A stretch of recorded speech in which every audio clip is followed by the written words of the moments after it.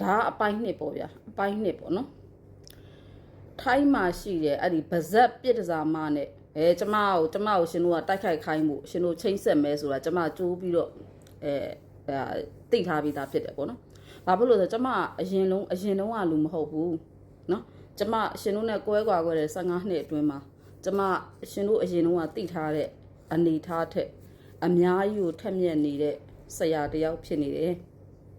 နော်လူတယောက်ကလေခက်တော့ခက်တယ်ဘယ်အရာမှပုံသေးသွားမနေဘူးရှင်နော်အဲ့တော့ဒီမိမနဲ့ရှင်တို့လုံးမယ်ဆိုတဲ့ကိစ္စဒါရှင်တို့ရီတော်မရီ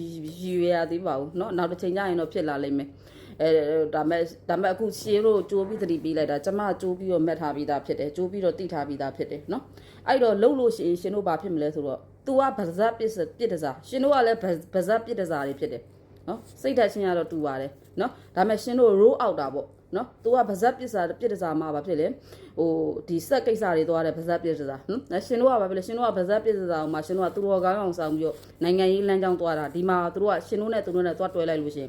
်ရှင်တို့ရဲ့ roll out သွားမယ်။နော်။အဲ့ဒါလာပြောပြပေးတာ။အဲ့တော့ဒီပြစ်ဒဇာမနဲ့ကျမနဲ့ဖြစ်တဲ့အကြောင်းအရာမှ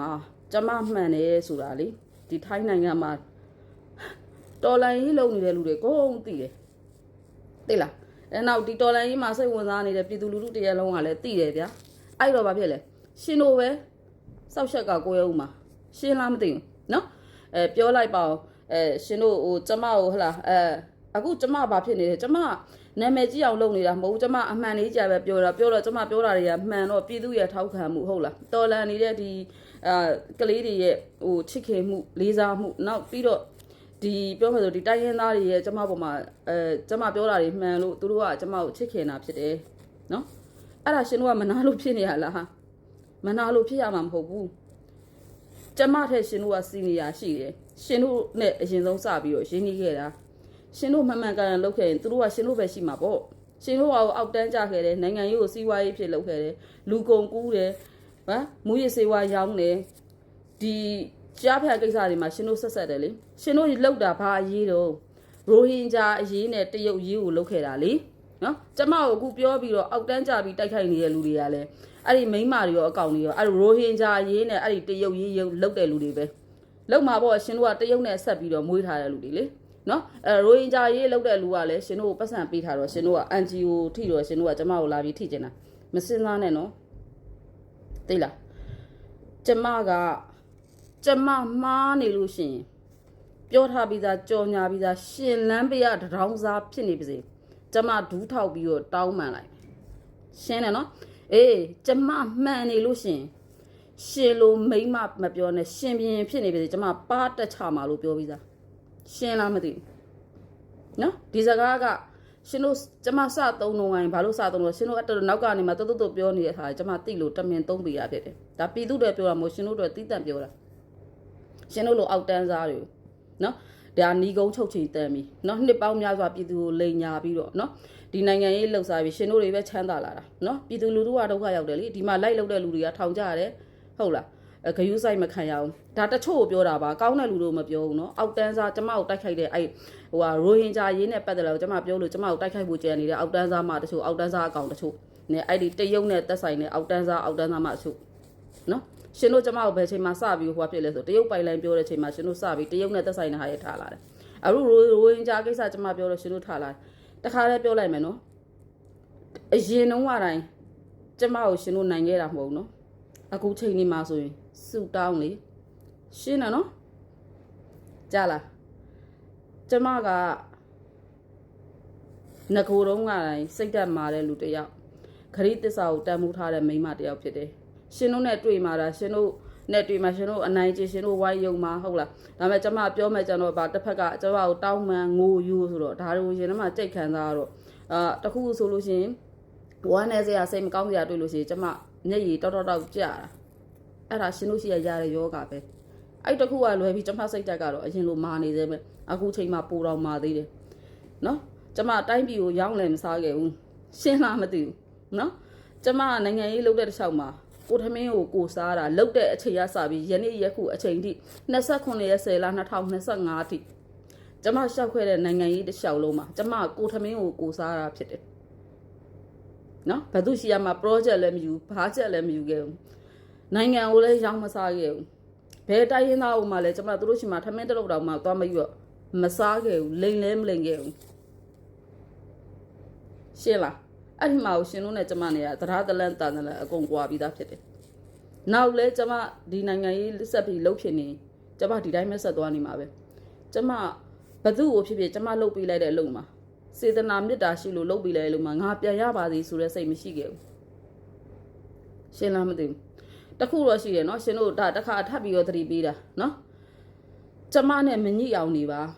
နော်ကျမလည်းတက်နိုင်သမျှရှင်တို့နဲ့မညှိအောင်နေတယ်ညှိပြီဆိုလို့ရှိရင်ရှင်တို့ပဲအခုမရှိတဲ့အချက်ကပိုးပြီးတော့အချက်ကိုတကွဲကျိုးနွဲဖြစ်ပါဘာလို့ဆိုရှင်တို့ကျမဘောကိုလှုပ်ထားတာရုံမာမှုတွေအောက်တန်းကြမှုတွေဟုတ်လားအများကြီးလေ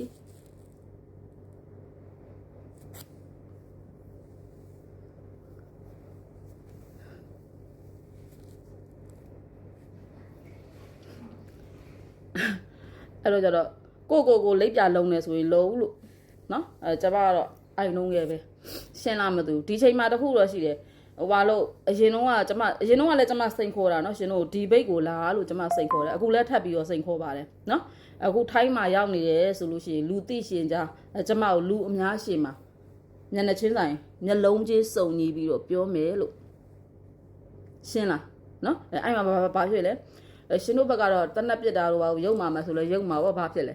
ဘာဖြစ်ကျမရဲ့အသက်နဲ့ခန္ဓာကိုကျမတဏှာကုန်တင်ထားပြီးသားဖြစ်တယ်ရှင်းလားဒါပေမဲ့လူအများရှိမှဖြစ်တဲ့အတွက်တခုဖြစ်လို့ရှင်အောင်ကျမကျင်တဲ့ဘာဖြစ်လို့မသိလားရှင်တို့ရဲ့အကြောင်းကိုအများပြည်သူကသိသွားမှာပဲသိသွားတယ်ဆိုလို့ရှိရင်ကို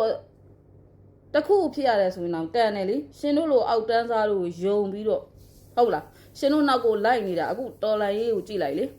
နော်ရှင်းလားမသိဘူးလူငယ်တွေဘယ်လောက်နဲ့နာလဲပြည်သူတွေဘယ်လောက်နဲ့နာလဲတိုင်းရင်းသားတွေဘယ်လောက်နဲ့နာလဲကျမတန်နေရှင်းလားမသိဘူးနော်တေဖို့ကြောက်တဲ့ခါမှာများကြခင်မပါအောင်နော်ဒါပေမဲ့တခုတော့ရှိတယ်ကျမရဲ့ကံကိုသူများတက်လို့တည်တဲ့ကံတော့မပါဘူးဗျရှင်းလားမသိဘူးနော်အဲ့တော့ကိုယ့်အကိုနေနော်ကိုယ့်အကိုနေဟိုတိုးဟိုတော်တိုင်းကြီးလုပ်တဲ့လူတွေပါတယ်ရှင်တို့ပြောတာကျမပြောတော့ငိုင်းကျမအကုန်သိတယ်အကုန်ကြားတယ်နော်ကျမကိုယ့်အကိုနေတာယွန်လို့ရှင်တို့အကြောင်းပြောရတာရှင်းလားမင်းအောင်လိုင်းနဲ့ကျမနဲ့လူသိရှင်ကြားဟုတ်လားလူရှိသူရှိမှာကျမတို့ချိန်ပွဲနဲ့စကားပြောမယ်ဆိုရင်တော့မှမင်းအောင်လိုင်းကိုနဲ့ရှင်တို့နဲ့ရှင်နေဆိုမင်းအောင်လိုင်းယုံကြည်မှုရှိရတယ်ရှင်တို့ကယုံကြည်မှုမရှိဘူးရှင်တို့ကမင်းအောင်လိုင်းတဲ့ကိုအောက်တန်းကြတဲ့နိုင်ငံရေးအောက်တန်းစားတွေဖြစ်တယ်ရှင်းလားအောက်တန်းကြတာတို့ရဲရတော့မှာနော်မြန်မာနိုင်ငံဘယ်လောက်နဲ့နာနေပြီလဲတက်လုံးမှရှင်တို့အောက်တန်းကြရဲရတော့မှာနော်မပူနဲ့ရှင်တို့ရက်ချင်မရက်ချင်ရှင်တို့ရဲ့ကံမင်းအောင်လိုင်းလိုပဲကံကုန်းနေပြီနော်အဲ့ဒါတခါတည်းသိအောင်လို့ဗီဒီယိုဖိုင်တင်ပြီးပြောပြလိုက်တာကိုယ့်ကိုနေနော်တက်လုံးတော့ရှင်တို့ကျမကိုနိုင်ခဲ့တာမဟုတ်တယုံလုံးပေါင်းလို့တော့နိုင်တာမဟုတ်အခုနေထားဆိုပူတော်ဆိုသေးနော်ကျမတယောက်တည်းဆိုပြီးတော့ဘယ်တော့မှအလျှော့ပေးခဲ့တာလည်းမဟုတ်နော်ကျမအလျှော့ပေးခဲ့တာကျမကြိတ်ပြီးခံစားခဲ့တယ်ကြိတ်ငိုခဲ့တယ်ဘာဖြစ်လို့လဲတစ်ဖက်သားအသက်အန္တရာယ်ထိပါသူကကျမသူ့ကိုသူတတ်သေးပါမယ်ဆိုရင်ကျမကိုတောင်းပန်နေလို့နော်အော်ကိုကြောင့်ဒီလိုငါမပြောလိုက်လို့ဘာဖြစ်မလဲ